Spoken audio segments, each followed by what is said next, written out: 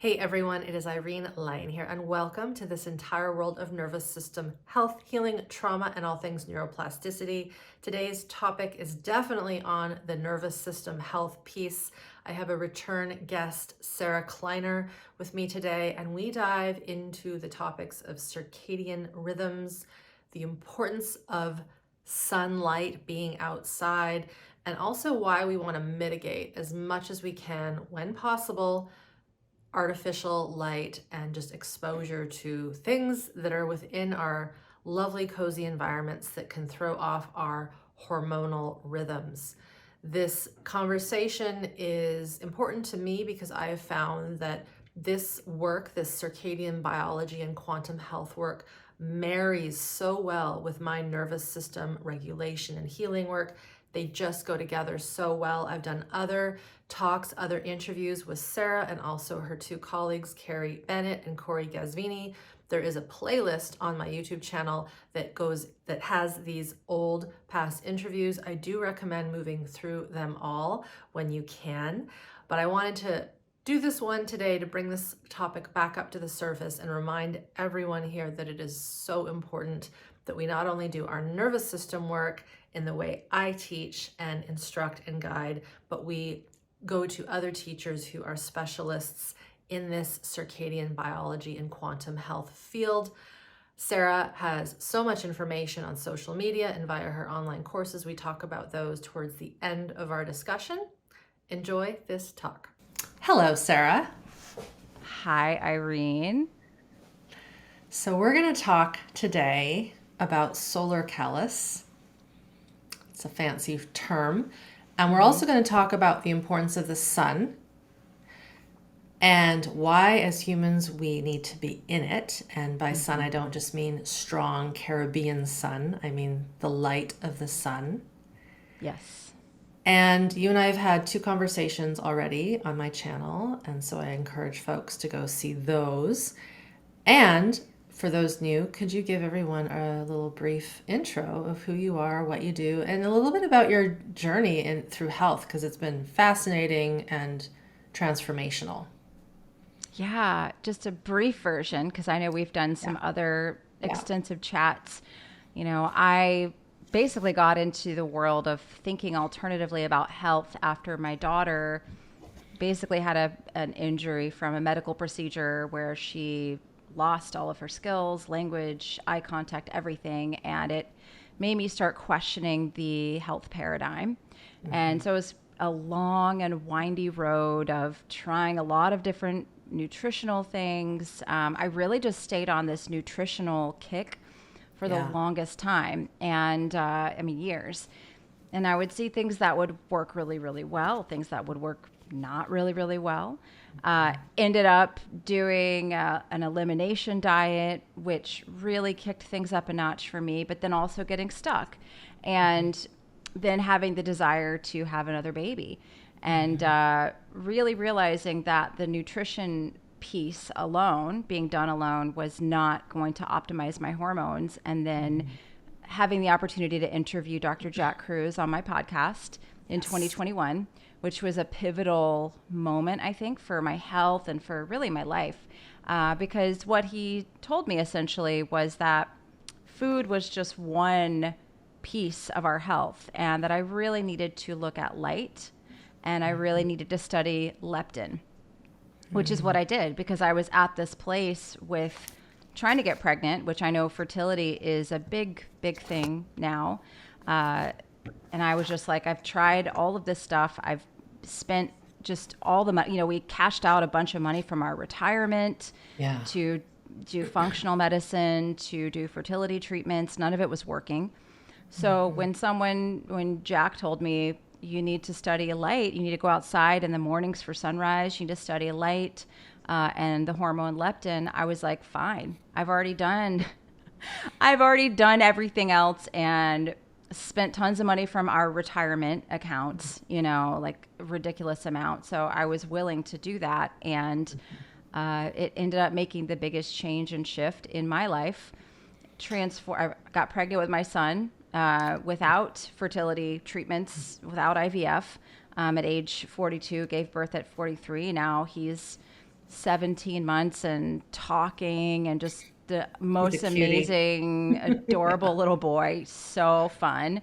But all of this in due to what I've done with light. And I do this, I shifted what I did with myself in 2021. I also shifted that because I was working in nutrition as a nutritionist with clients all over the world already at that point. Started shifting things with them. And so not only did I have my story I ended up losing 30 pounds before I got pregnant. I wasn't trying to lose weight. I had been trying to lose weight using nutrition only approach and diet and exercise and all the things that we're told is what we have to do. Mm-hmm. But doing these things, implementing these protocols, got pregnant, but I lost 30 pounds without trying to lose 30 pounds first. So along the way, again, I've been implementing all this stuff with my clients.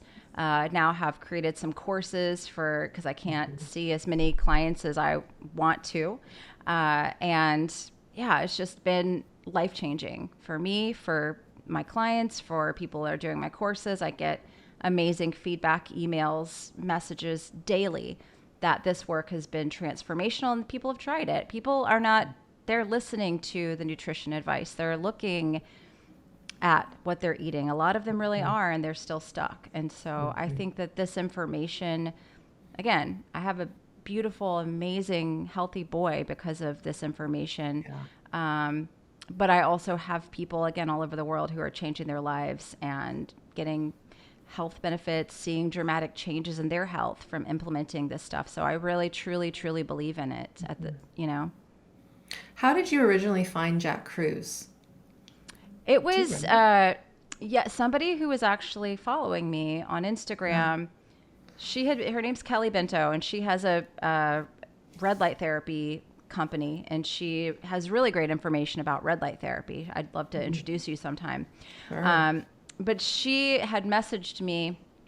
I was wearing AirPods. It was back in 2020. She'd messaged me about my AirPods, and I actually got really mad at her. I was like, who does she think she is telling me not to wear AirPods? How rude. And then one day out of the blue, she reached out to me and she said, hey, would you like to interview Jack on your podcast? She's one of Jack's kind of inner circle, one of his members, goes on retreats and things like that with him. And I was like, yeah, please, I'd love to, because I had kind of heard of his stuff before, but I never really, I was like, oh, it's all about sunlight and light. Like, I don't know. It just sounds too simple to actually be legitimate. Yeah. But when she reached out to me, I was at that place where I had done all of the things, and then some. I was like, yeah, okay, this is happening. This is like divine intervention. Let me talk to him. So, yeah. It was a great interview because I watched that. I remember where I was when I watched that. That's how pivotal it was for me too. I was with Seth at a cabin. It was summer holidays because I think you released it sometime in the summer. Mm-hmm. And I said to Seth, this is important. And he heard a little bit of it, and he actually was completely turned off by Dr. Kruse because he's a little arrogant, and I think rightfully so. He is a neurosurgeon. Right. So the man is, he's operated on many brains, and he's also, isn't he also a dentist? He was, yeah. Yeah. Was. Yeah. So that's, those are some big credentials. And what was so interesting to me as someone who tans really well because of my heritage, because my mother's from the Philippines, I was never afraid of the sun, but I did burn. I've burned in the past. I've spent lots of time outside in the mountains and such.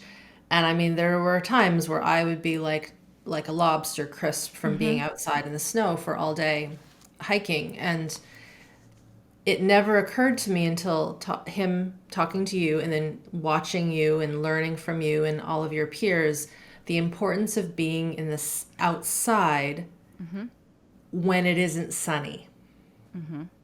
Yeah. So let's talk about that, because I want to hit two things. I want to hit the importance of building up solar callus. So maybe we can start with that.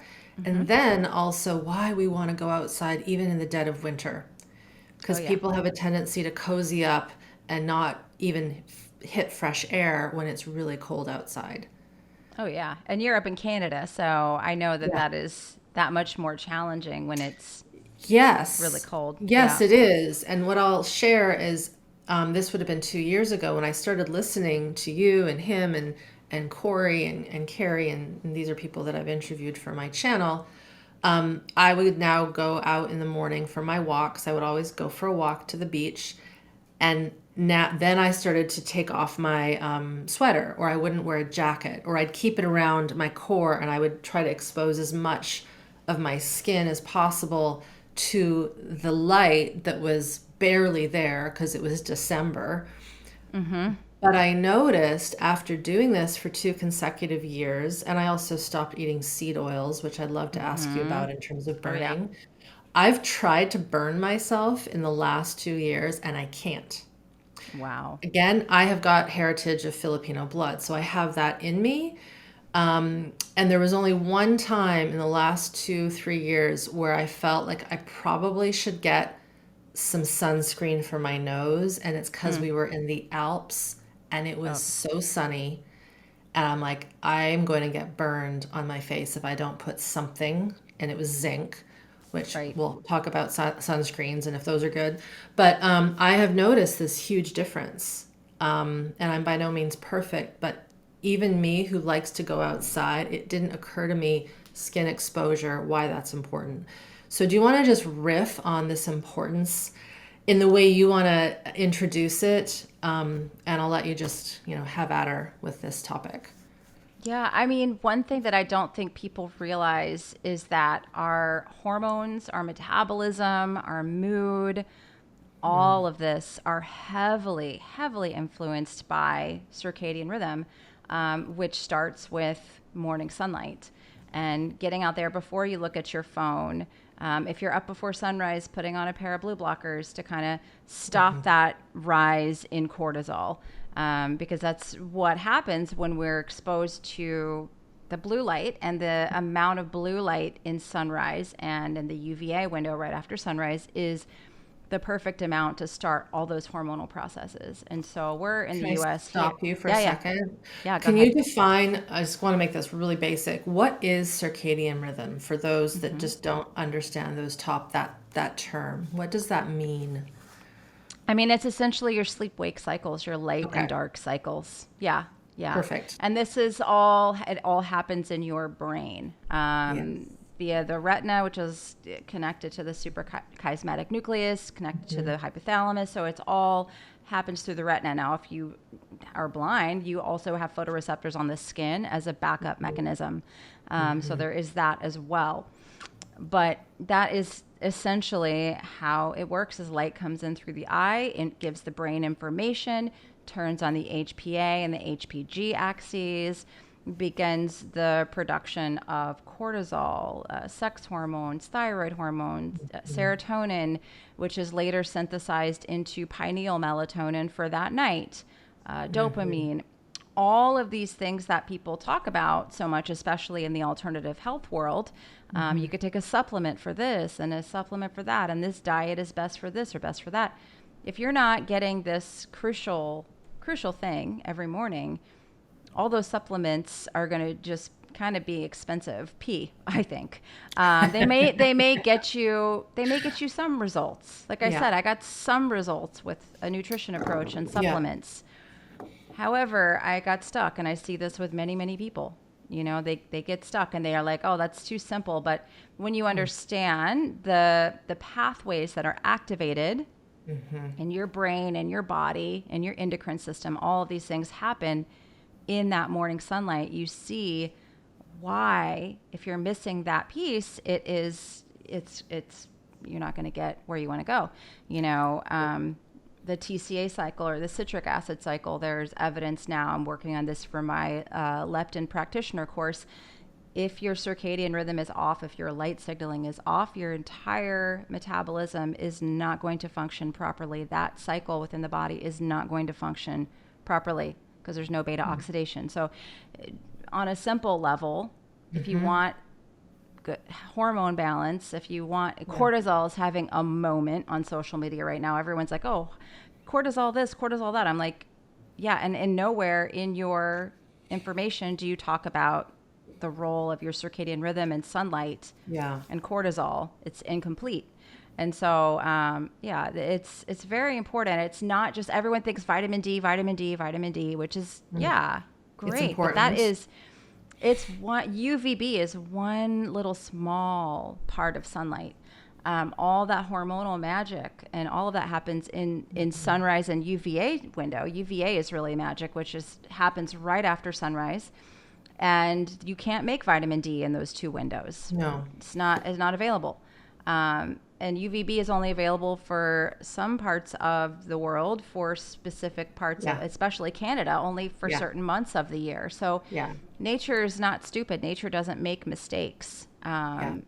I truly believe that wintertime is where we really need to embrace more darkness, sources of infrared like fire, candlelight, those types of things, and allow your body to really make more melatonin. That melatonin and vitamin D have this relationship that we're supposed to make more vitamin D in the summer and more melatonin in the winter. And it's a circannual process that our body is supposed to run on. Is, you know, we change through the seasons. We change with the light. So many things. Our gut microbiome changes in response to light. Our thyroid hormones change with the shifting light seasonally. So it's just I could literally talk about this I like all know. day. No, But yeah. you've immersed in it because it has helped you so much, and that's I can yeah. It's like the back of your hand now, understanding these hormonal cycles and such. I want to go back because sometimes there's a confusion about. So what do I do in the morning when I get up? And I know this is it for some people. This might seem impossible because of where you live, what time you have to get up at. But let's just say the perfect scenario, correct me if I'm wrong, is you are up when the sun gets up and you see that light, the natural light outside, not through a window. You could stand at a window, but the window has to be open. Yeah, no glass, because No glass glasses, blocks. Yeah. no contacts. Take your glasses off and just stand outside in the natural light. Now, of course, and then that sets the cascade that you were talking about, right? So can you just Yes. go through that again, just in real simple terms? You see the natural light, that is, and I'm quizzing myself, that is the UVA, correct? Yeah. Well, sunrise comes first. It's that first Okay. window. Yep. And that's when the sun is between 0 and 10 degrees. There Yes. is an app called the D-Minder app where you can find out, because the sunrise happens a little bit of a different time every single day. Of It course. shifts Yeah. all year round. But you can find out what time that is for you. And then you just look, what degree is the sun at? Between 0 and 10 is sunrise. So that's going to be a little different every day, the times for that. And then the UVA window is the next one, where we really have a lot of the hormonal magic and things like that happening. And that is when the sun is between 10 and 30, directly after sunrise. So that morning window, right after sunrise. So those windows are super important. If you can be out at sunrise, it doesn't matter if there's trees, buildings, mountains, anything in the way. It does not matter. You just go outside. The ambient light that's coming up is enough. Same thing with UVA. It's fine. You just are outside anyway. Yeah. Yeah. I'm trying to think of some more commonly asked questions. Well, and I think because that's the question I got. I can't see the sun in the Right. Irene because I'm in a city or the mountain is hitting it or is Yep. covering it, and it does not matter. You do not need to see the round sun coming up over the horizon. So I think that's pretty clear. People will often also ask the whole idea of, blue blockers and there's light in the house. So again, correct me if I'm wrong, but until that sun is up, we do not want to be looking at any blue light from our screens Right. or light bulbs that are illuminating our pathway. We live thankfully in a home where there's tons of natural light. Yeah, same. And so in the morning, I don't need to turn on anything to get downstairs.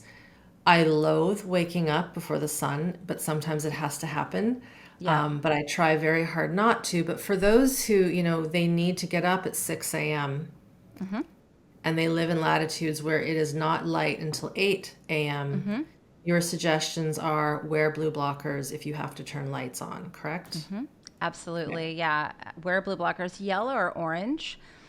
Just because you want to be able to see the red See. ones, because the red ones I did fall down the stairs when I was Oh like no. 9 months pregnant because I was trying to wear the red blue blockers. Thankfully, I Yeah. was fine and the baby was fine. It scared the Yeah. crap out of my husband, but he's like, Yeah. okay, now you're taking it too far with this Too light far. Yeah. stuff. Yeah. So Yeah. I Yep. always tell people if you got to be up and walking around the house, yellow or orange for safety, whatever you can see Yeah. best in, but those will do the trick. And then, if you have to be up for like work or something and out of the house, I'll tell people if their hormones are really imbalanced and they just are in a bad place to have some breakfast before you leave the house. Hmm. When you can sit down and have protein and fat, stabilize your blood sugar, Hmm.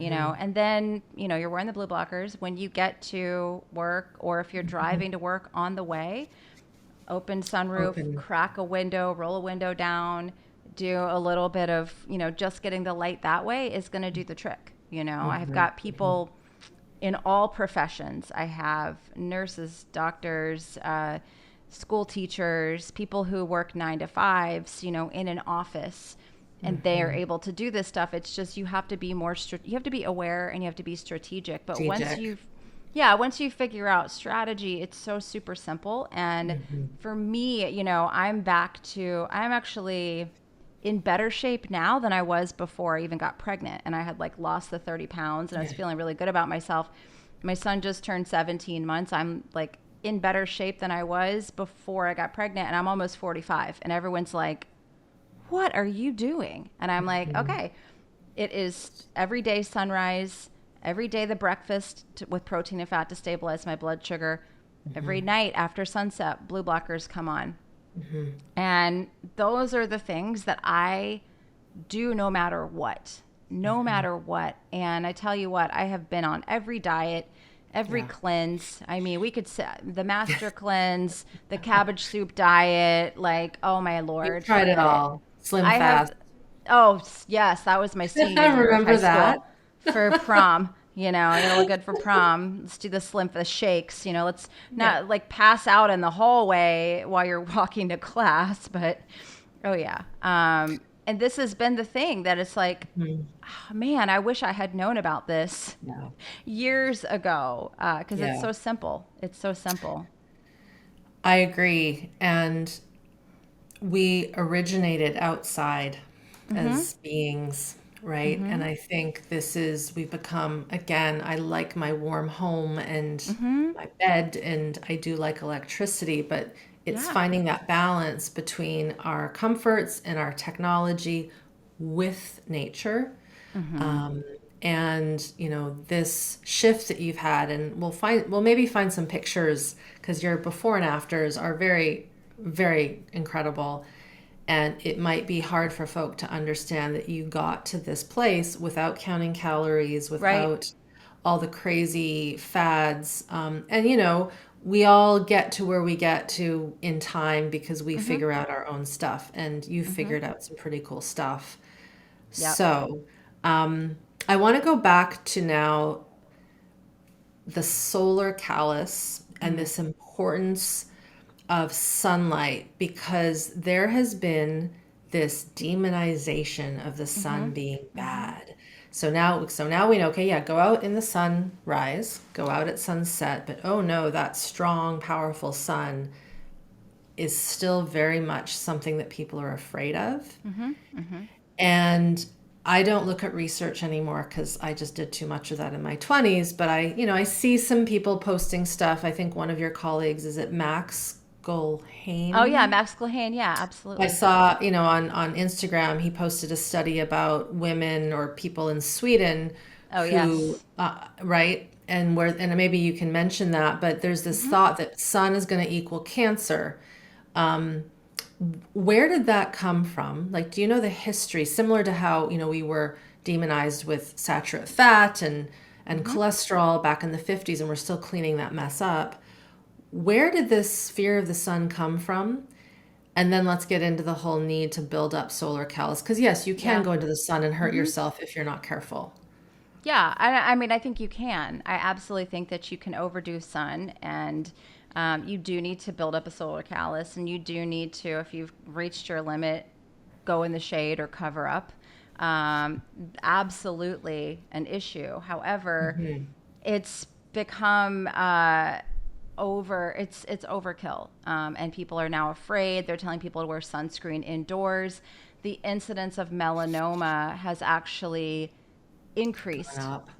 tremendously, and more people are indoors all the. I mean, I think it's a statistic like people spend 90% of their day indoors, if not Sure, I more. believe it. I believe And it. I know some people that is probably more than that, honestly, that they never go outside. And so if people are spending 90% of their day or more indoors, then why are we seeing rates of melanoma skyrocket? And there have been some interesting studies that show the impact of unfiltered blue light, like from phone screens, indoor light bulbs, and computer screens, and melanoma. There was Wow. a study that you can't really find it anymore. I used to post the study and I can't find it anymore because now things are disappearing. Studies are disappearing. Imagine that. Imagine that. But there was a study that showed indoor office workers having a higher rate of melanoma than outdoor, like blue collar workers who Yeah. were working in All construction. day in the sun. And it was the indoor office workers that had a higher rate of melanoma. So there's something to be said for alien light forms, as kind of as Kruse kind of refers to them as such, which they are.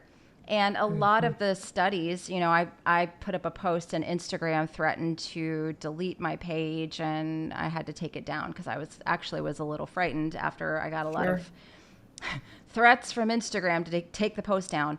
What was it?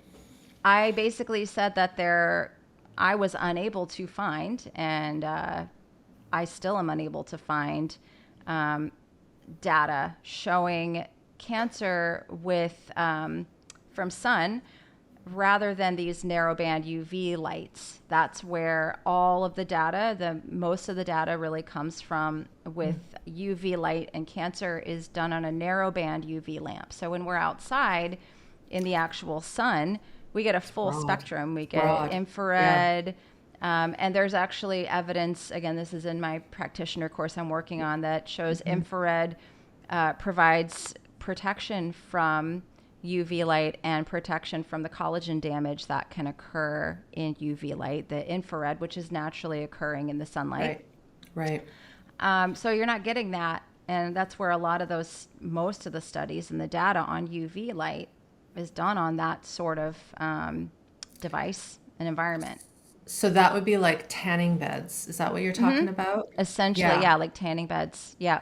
That's Got why I'm it. so cautious when people are like, oh, can I just use a tanning bed in the winter? I'm like, well, there's a lot of context with that, which we can get into if you want to. But yeah, there's a lot of context. And I never just say, yeah, go get in a tanning bed, buy a vitamin D lamp, just do that. Because there's a lot of other factors at play here. So, and again, I'm not saying Yeah, by any way, shape, or form that you can't get skin cancer if you overdo sun. of course. I, you, yes, absolutely. What I'm saying is the evidence, the data, the studies don't show it if Yeah. you really go looking. Yeah. Um, I used to use tanning beds when I lived in a mountain town because it was so dark and Oh cold. yeah. Oh, you feel so much And better. yeah, it felt good. It felt good on the muscles. And what's interesting is I tried one before I started learning this stuff from you a few years ago. And this could be totally coincidental, but I noticed after doing that, and I would only go in for 3 minutes or 5 minutes. It wasn't like 30 minutes. But my hair got really dry and I was like, I did nothing different with my diet. And it wasn't until months later, Sarah, that I was like, Was that from that tanning bed?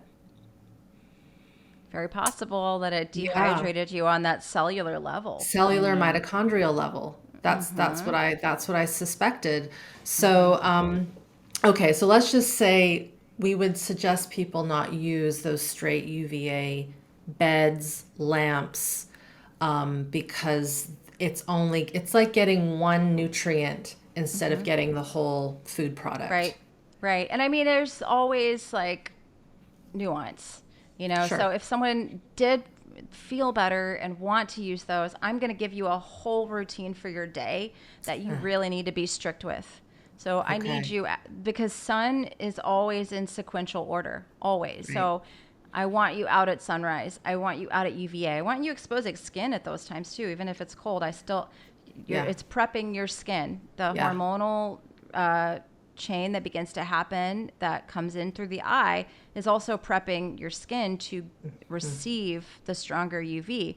And then I would love it if you could do red light therapy in accompaniment with the Yeah. UV. It's not going to solve the whole problem, but like I would mention just a little bit ago, infrared light protects from collagen damage. Infrared light also increases cellular hydration, allows the mitochondria to make more deuterium depleted water. There's so many great benefits of the red light. And you want to use a therapeutic device, not just a red light bulb. And then Yes. I need you being very strict about blocking blue light at night and wearing the blue blockers, because what is a very strong correlation with artificial light at night is artificial light at night and cancer. I mean, you can go and look at this yourself, type into Google or whatever search engine you use, artificial light at night and cancer, blue light at night and cancer. Oh my Lord, there's Yeah. so much data So there. much So stuff. that's why I'm never going to say go and just use one of these things. But, Carrie and I both, we have clients that are like, I just feel so I much better need if the heat. I Yeah. need I need the light. I Yeah. need those particular spectrums of light, and it does Right. increase vitamin D production. Okay. So they are going to feel better if you're. But the thing is, with a UVB lamp, you got to be careful. These are all things you have to do with the nuance. So that's good. So that's kind of like a little routine you would want to, if you are going to use them in the dead of winter, do all the other things that you just Hmm. mentioned. Don't just Hmm. be inside all day and then go for 30 minutes to the tanning salon and cook. Basically, it's you're cooking your mitochondria and depleting them Hmm. of good hydration is Yeah. what, yeah, in a real simplistic way of Yeah. saying it. Yeah, it's just going to be a confusing signal. It's circadian Mhm. mismatch, and there's Cool. still going to be some circadian mismatch because there's probably no UVB where you are. Mm-mm. So there's going to be a little circadian mismatch, but sometimes the benefits can The outweigh the mental risks. benefits, yeah. Right. Yeah, absolutely. And for those who aren't sure what mitochondria is and this hydration thing that we keep talking about, I did an interview with Carrie, one of your colleagues. So go and watch the class or the interview I did with her on mitochondria. That'll explain all this stuff. Oh yeah. So really this idea of building up a solar callus, it's just something from what I'm understanding that we're just doing all year round. Mm-hmm. Oh Would you yeah. say? Yeah, So absolutely. so that when we get into summer months where the sun is much higher and much stronger, Mm-hmm. we're not being harmed by it, we're ready for it. What Mm-hmm. more could you say on that, Sarah, in terms of just ensuring that we're getting that sun? And I guess the other question would be, is there any danger from being in the sun for 4 hours a day if our skin is not burning? Well, I still like to use I still like to use the Dminder app. Okay. Just to see, make sure you haven't been out there too long, and that'll tell you cover up or get in the shade. I think that is debatable. Okay. Whether or not I think it's debatable, and I think some people, depending on their solar callus, their origin, they can be out in the sun for hours and hours on end, and depending on where you are. If you're living in Right. Australia, where the UV index is super high. People in Australia are terrified of the sun because it is a Yes, very high UV that's index. true. And it's, a lot of people with my complexion that live there. Yep. Yeah, I think you should be more cautious in those environments. but to be terrified and wear sunscreen indoors. Like there's a happy medium. There's a balance there for everyone. So, if you're in Canada in the middle of the summer, you can probably be out there for 4 hours and you'll be fine, Yeah. But if you're on the equator or somewhere where the UV is super, super high, I would still just exercise common sense and caution in those types of environments. And I'll ask you about red light therapy because I do use one, and we mutually know Kruse from EMR Tech, and I do have a code. I know you have codes. We have codes for all these things, but Yes. and we'll put those in the show more. But how is that helping? Because I think there's some confusion. Like you said, you can't just use a red bulb. That is not red light therapy. What are the benefits of red light in a real kind of simplistic way? And is there a perfect time of day to use these red lights as a therapeutic? Yeah, there are specific wavelengths, right, which you can Okay. get outside as well. 40 Yeah. to 43% of the sun, even on a cloudy day like it is today here, a rainy day, you still get infrared. Okay. Um, and so, but to get a therapeutic dose, because I'll hear a lot of people say, you don't need a panel, just go outside. Well, it's the winter time, and Yeah. truthfully, I use my red light panel less in the summer than in the winter. Yeah. But it's for therapeutic benefits, right? And so there are probably over 6,000 different studies on red light therapy, and you'll see, 630 nanometers, 850 nanometers. There's specific wavelengths that are shown to have therapeutic benefits. And so that's what the EMR Tech, which I know is the one you use, those devices contain those specific therapeutic wavelengths. Yeah, yeah. And so, again, those are outside as well, but it's hard to get such a concentrated dose. Concentration. Yeah. And from what I know, because I've only looked at it just briefly and I hope to learn more, but it's good for inflammation. It's good for, I'm assuming, circulation because it's bringing that light and it's heating up your skin. What are some of the other key things about the red light therapy that are, in your opinion, wonderful for the system? Well, I bought a panel when I was going through all the fertility stuff because Yeah. I read some very interesting data that showed women over 40 having failed IVF, which I had 2 failed rounds of IVF. It's very Yeah. expensive financially and emotionally. And they were using the red light therapy panel at those specific therapeutic wavelengths.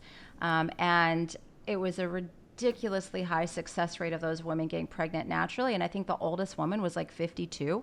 Sure. And I was like, what? Without IVF? And so, I mean, the benefits are far reaching. If you type in like red light therapy and eyesight, red light therapy and depression, red light therapy and anxiety, red light therapy and, just health condition, just type it in. They're studying it. Up. Well, because there's tons of companies now making these devices, so there's incentives for them to study course. it. Of But course. it's still, you can find a lot of really interesting data. And as far as like when to use it, I always say when the sun is up, because again, we go back to, I love this work and I love talking about this because it's really like, go use common sense. Okay. When do we have these wavelengths of light? During the day when the sun's up. When will we not have them? At night or before sunrise, right? Yeah. So always think about what's a circadian mismatch. So use the light panel during the day. If you can. Yeah. It's really gonna be the best time. You can really disrupt your melatonin production if you use it on your body after sunset. After sunset. Oh yeah, I've had a lot of people, and some people are fine. My husband doesn't listen to it. He does a uses, he's fine. He does a panel like 9 o'clock at night. I'm like, ugh, okay, that's fine. And he's sleeping like a rock, and I'm, Yeah. like, but Everyone's got different sensitivities. right. Women are more sensitive to light, believe it or not. Yeah. Scott Zimmerman is a scientist that's done a ton of the research on melatonin. And he did a great interview with my friend, Dr. Sarah Pugh, where he really talked about this women being much more sensitive to light than men. So that's why, you know, a lot of the women that start doing this stuff, their husbands are like, whatever, they could just still turn on the overhead lights. And the women, once you get used to it, you're like, oh my gosh, I need my blue blockers. Please don't turn that on. And a really cool thing that red light therapy, that these therapeutic wavelengths do, is that, and this happens in sunlight too, this is why it's so important to go outside even in the winter, is that it creates what's called subcellular melatonin. So we make melatonin via the pineal gland. That's for sleep in response to darkness, but we make melatonin on a subcellular level as well all day in response to infrared light. So you get that outside. On the skin. Right. That's and on the skin. Yeah. Yep. And it's, I love this analogy of like going around the house, your kids are making a mess all day and you kind of like are picking up after them during the day. And that's what subcellular melatonin is doing, is kind of picking up little bits of inflammation. It can protect from the damage that UV light can do. So it's just like picking up little messes all day, so that when pineal melatonin hopefully comes that night, it can do more of like the important stuff, more of the cleansing. And so this is another danger of always being inside all the time and never exposing your body to any light at all, is that you're really putting a huge demand on your system to do all this autophagy, apoptosis, the cell death and the cell regeneration. It's supposed to happen during your sleep when melatonin is really pumping.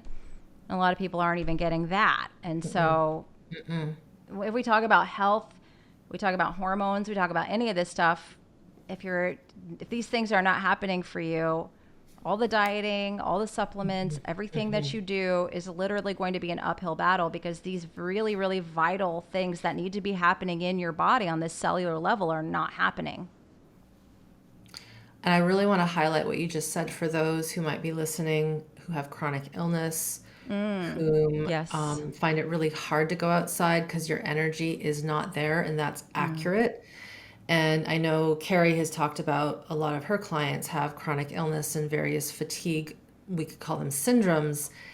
And it's like this cycle of not going outside. You're not getting the sun, the UV rays, the spectrum. It's not producing melatonin. You're not getting that set hormonal balance, the circadian rhythm. And then often you hear people say, I'm so tired during the day, and then at night I get my second wired.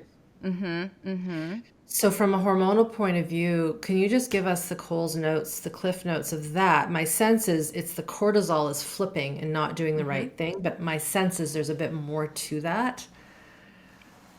Well, our body makes cortisol in response to light. And so what a lot of those people are also doing at night is watching TV on their phone, scrolling, overhead lights on, and your body is going to start getting tired in the evening. But if you can trick the system, and you can have another cortisol surge after you're supposed to be sleeping, and that's what happens. And I have countless people in my private group that have done my courses, and they're like, oh my gosh, just a person this morning that said, I've been a quote unquote night owl my entire life. And I did Sarah's 3-day circadian reset, and oh my gosh, completely I'm tired at night. I have energy. I'm alert. I'm awake in the morning. It only took 3 days of me doing these really simple things she talks about that seem too good to be true. And all of a sudden my energy has flipped. And she's another person who's like, I think she's maybe only like a couple weeks into the program. She's like, I've done every diet there is known to man. I had hired a trainer, was counting my steps, counting my macros, and my weight is not budging, literally doing nothing. I start doing this stuff that you're talking about with the light, and all of a sudden I'm down like 5 pounds in a couple of weeks without even changing my diet. She hadn't even changed her diet yet. Because I tell people, I'm like, please just start with the light. Let's not go crazy and make all these nutritional changes. Everyone wants to do, like today I posted on Instagram this like video of myself, after I had my son. I had gained some weight during pregnancy, and then now like I've lost a really dramatic amount of weight. Like I look different. And it's a healthy loss too. Like It's a healthy loss. yes. It's not like Yeah. can you do a what do you eat in a day video? What's your meal plan like? What are you eating? What's your diet? I'm like, ugh. Well, and to be fair, we were that was how your brain thought 20 years ago, even Me. 10 years ago, right? No, even 5 years ago. 5 years ago. What is she eating? I want her meal plan. I want her diet plan. Yeah. Here's the fundamental thing I want people to really understand. If you eat exactly what I eat, but all these other things we're talking about are not optimized, your circadian rhythm's off, your sleep is off, your light environment is crap, you're not exposing your body to infrared or UV or any of this. You could eat exactly what I eat, and I'm, maintaining a really healthy, lean physique, and you could gain weight because your metabolism, the way that your body utilizes food, breaks down food, and delivers it to the cells is not efficient. It's called the electron transport chain, not the calorie transport chain. The electron transport chain is in the mitochondria. Yeah. The energy currency of the body is electrons. Food is electrons, light is electrons, grounding is electrons, all these things that we pull into our body. And again, food is one of them. Our body has to process it on a cellular level. So we have 5 respiratory proteins in the mitochondria.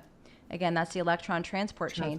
So the way that your body moves those electrons across that electron transport chain is going to impact, again, how well you quote unquote burn fat, calories, How you take use in energy. that, how you use energy, period. And so that's why I'm like, what I eat in a day is irrelevant to you because it's irrelevant. I don't know anything about your life. Yeah. And until you are willing to look at those things, you're going to keep spinning your wheels in the diet world and the exercise world. And that's what 99% of people out there are doing. And it's frustrating. I get it. It is frustrating. And I think, having studied the Krebs cycle and the TETC cycle and all these cycles in biochemistry, you get, again, it's like you're just getting one slice. And chances are back in 1990, they didn't, maybe someone knew about what we're talking about now, but it just wasn't out there. Right. We would see it in cultures that are outside in the sun, eating seasonally and all these things and locally, of course, as opposed to how we have gotten so maintained in a very specific groove of this is exactly what I eat every single day, no matter what time of the year. And that's a whole other topic that I know you've done lots of great videos on. So, at the end of the day, eat stuff that grows near you. And I know you spoke with Rob Jacobs about this. What you eat is less important as to when you eat your food. Yes, exactly. Right? That's why if you're going to fast, skip the dinner, not the breakfast. Yes, not the morning. Right. The morning is non-negotiable. Yeah. And this might be, this will be the second to last question because I know so many, and it's often women, who have gotten into this habit of, and I did for a while too, no food in the morning, only coffee. And over time, not good. Please tell us why, Sarah, and why we need to shift out of that and just eat food, good food in the morning. Yeah, I mean, again, when we look at cortisol, people are like, oh, my cortisol's high. Well, there's certain times of the day that it's supposed to be high and certain times it's supposed to be low. If you look at the sun and the way it kind of goes up in the sky, that's how your cortisol should be. It goes up, peaks, and then it comes down, and it should go down so that pineal melatonin, because cortisol and melatonin oppose one another, they can't coexist. And so in the morning, we want natural blue light from sunrise and then UVA to tell the body, let's start making this, gradual amount of cortisol. And again, the UVA light can help so that you don't overshoot. But another thing is blood sugar stabilization. Most people have really, bad cortisol. I don't want to say bad, but their cortisol patterns are dysfunctional.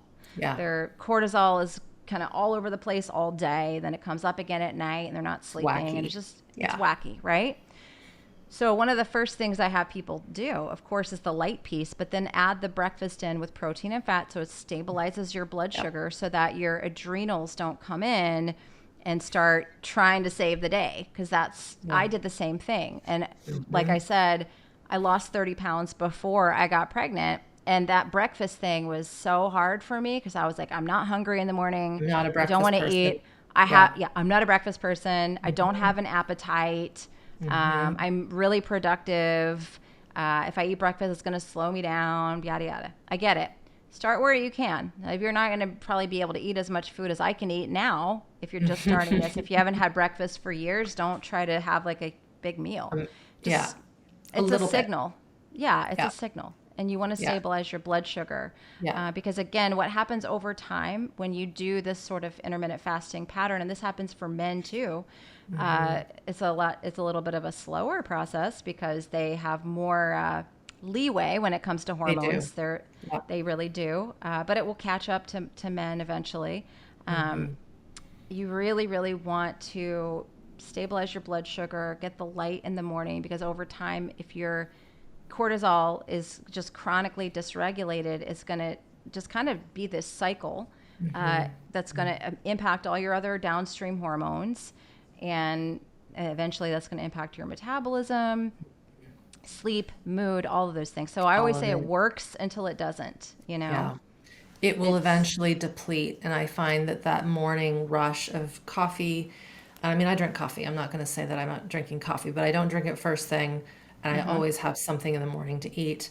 But I have found people are living off of survival stress. So this is where the nervous system goes so well, because I'm so productive in the morning. Well, that's because you're probably running on adrenaline. Exactly. And this is why you're sharp. You're also kind of in starvation mode. Right. And so it is an interesting one for folks to get out of. And I have seen that a lot of people that I know who aren't the best in their health, and it doesn't matter their body size, they have this tendency to not be hungry in the morning. In the morning. Yeah, I was the same. So you got to build up to it. I mean, and do the light first. Always do the light first. Light, get outside, be sane. Do you have time for one more question? Of course, yeah. So this goes into the idea of SAD, seasonal affective disorder. So we've already talked about it, but in an indirect way. And I know a question that we get a lot, or I've seen, is what about those light devices that I don't even know what they're called, but they're more blue light, I think. They seem very blue. And people will say, I work shift work, so I just put that on the on the table when I'm eating breakfast in the morning to get myself awake.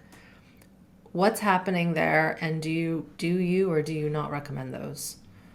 I'm really not a big fan of those because like we talked about and Carrie and I did a whole episode on this recently. Oh, great. And we have a podcast called Quantum Conversations that we've been doing over the last year. But essentially it's just blue light, and it does not balance with all the other spectrum of light. And the amount of blue light that we're getting when we go outside, or even if the window is closed, which you always want to try to have a window open if you can, but God forbid if you have to have your window closed, the amount of blue light is going to shift and change throughout the entire day. It's going to, like with this, it's going to go up and then it's going to come down and shift down. And so those devices stay at a specific intensity. And brightness, and there's no other colors mixed in. So you're not getting the same thing that you would if you're being outdoors. So that's, I mean, it's tough. It's a really tough thing. Shift workers, I always recommend using food and temperature. Those are Zeitgebers, so they're secondary timekeepers. Blue blockers, red light therapy. If they are going to use a device like that, to not use it, use it when it would be like for 5 minutes or so. Like don't just keep it on all day. Don't blast yourself for an hour in the morning. No, because then you're probably going to go to work when you're going to have all the lights overhead to deal with. And Dr. Max Culhane is an emergency room doctor. And he's done some great work around shift workers and circadian rhythms, and he and I both agree on everything, and you really have to. It's hard. It's shift work is classified as a carcinogen. Oh gosh. Yeah, I mean it's like that's the truth. But I Yeah. understand we have the need for nurses and doctors and Yeah. police and people who have to work in these hours. So how can we support them? We have to be strategic. They're going to need to do more fasting. They're going to need to do more ketosis because, again, you make 4 times more metabolic water when you're in ketosis. Ketosis. Yeah, and that's It's another hard conversation to have. That's a tough one. Yeah, that would be an interesting one to talk to him about, because I said to Seth the other day, I said the only way to not have shift workers is if everybody had a curfew, and this is not going to happen. This is like No, weird dystopian, so that there are no accidents and right. there's no potential for these things to happen, but that's not going to happen. And when are So we, babies usually born? yeah, At night, exactly. in the middle of the night. Yeah.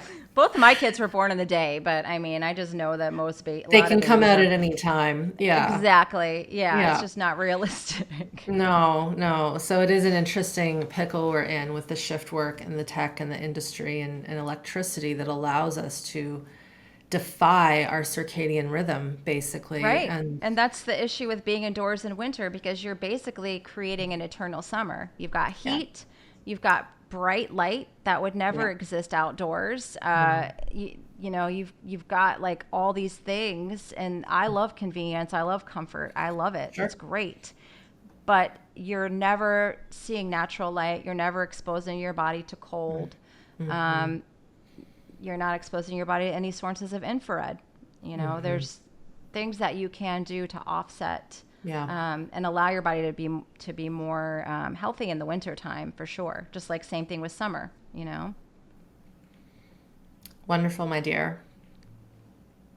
You have so many courses, so I want to make sure people know where to find them, and if there is what is your most favorite, like if someone were to start with you and they want to do a little deeper dive, is it the leptin reset that you suggest? I Okay. always recommend people do the 21-day leptin reset. That's really just my signature course that kind of grabs everything that I talk about, especially if you're wanting to lose weight, if you're wanting to if you want to tackle the nutrition piece, that's in there. And it also comes with a month in my private group where we do like 2 to 3 Zoom meetings per week in a group. Yeah. And Great. I mean, I have to keep that group going because everything is subject to interpretation, right? And so I always Course. like to stay close to the people doing this so I can change and tweak as needed. But that course is really the foundational one that I recommend to people. And everything of mine is on my website, www.sarahkleinerwellness.com, including my free ebooks. So you can Yeah. always start. I have several free ebooks that I should charge for them, but I don't. I want to make this information Yeah. accessible to everyone. Fair. You know how it is. Like Yep. you want people to do it. And so those are on the website. My courses are on the website. And yeah, that's the best way to find all that stuff. Thank you so much. Yeah, you're very welcome. We'll talk to you next time. All right. Bye, Sarah. Bye.